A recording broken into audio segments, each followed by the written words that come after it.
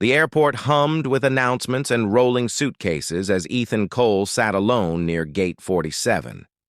Dressed in a tailored gray suit, he looked every bit the powerful CEO, except for his eyes, which were tired, distant, and hollow.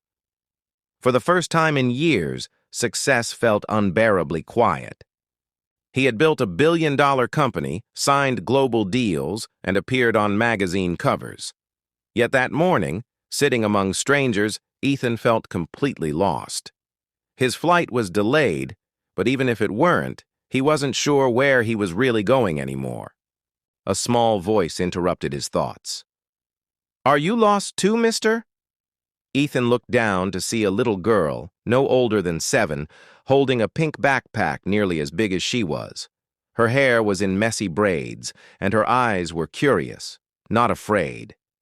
Ethan almost smiled but stopped himself. "No," he said automatically. "I know exactly where I'm going." The girl tilted her head, unconvinced. She climbed onto the seat beside him without asking, swinging her legs as if they were old friends. "Then why do you look like my dad did when my mom left?" she asked bluntly. The question hit harder than any boardroom confrontation. Ethan's breath caught.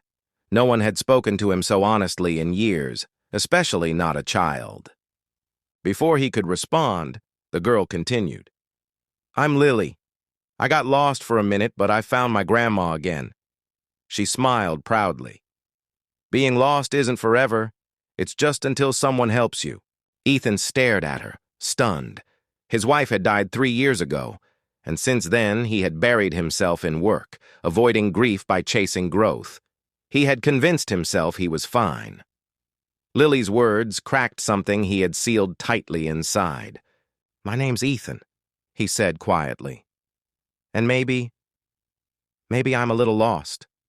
Lily nodded like a wise old teacher. "That's okay," she said. "Grown-ups forget how to ask for help. Kids don't."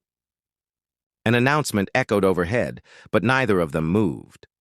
Lily pulled out a crumpled drawing from her bag, a picture of an airplane, a stick-figure family, and a big sun.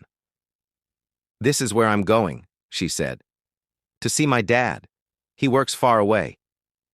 Ethan looked at the drawing, then at Lily. "Do you miss him?" he asked. She nodded. "Every day. But he calls, and he promised he'd try harder." Her voice was hopeful, not bitter. That hope unsettled Ethan more than sadness ever had. Lily's grandmother soon rushed over, apologizing repeatedly.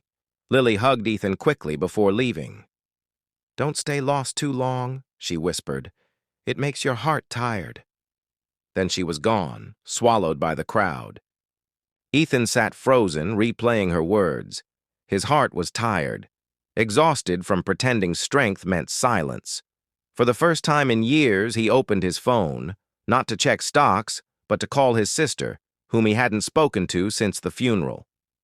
The call was awkward at first, then emotional, then healing. When he finally hung up, Ethan felt lighter, as if a weight he'd carried alone had shifted. The flight attendant announced boarding. Ethan stood, unsure, but this time hopeful. On the plane, he made a decision.